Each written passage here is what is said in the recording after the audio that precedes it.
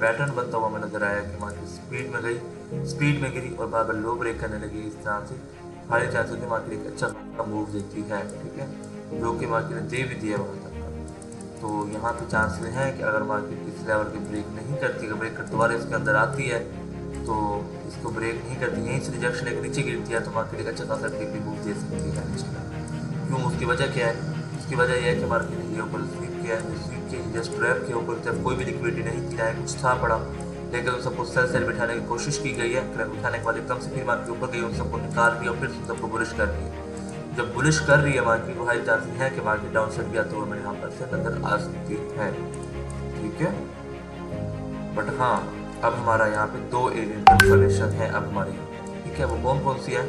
वो ये है कि एक तो हमारा यहाँ पे एक्सटर्नल फिब एरिया मार्क होगा, ठीक है। एक्सटर्नल फिब एरिया का एरिया हमारा आ रहा है वो यही वाला आ रहा है। यहाँ ये एरिया हमारा फिब एरिया भी है जो कि हमारा एक्सटर्नल फिब एरिया भी है। अगर इंटरनल फिब एरिया को निकाला जाए तो वो हमारा एरिया ये वाला आएगा, ठीक है,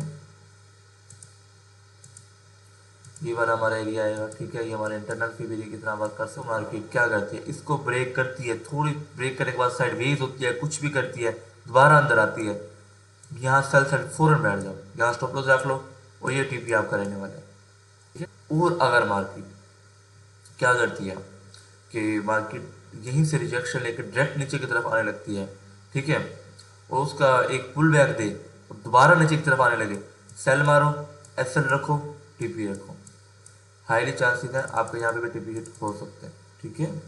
और अगर मार्केट को डायरेक्ट ब्रेक करती है, ब्रेक करने के बाद यहाँ पे रिटेस्ट करती है और फिर ऊपर की तरफ जाती है, फिर ये ऊपर ही जाएगी, फिर ये ऊपर की ही तरफ मूव करेगा आपका, फिर आपने बाय साइड की तरफ ही सेटअप को देखना है, फिर साइड की तरफ नहीं आना, ठीक है।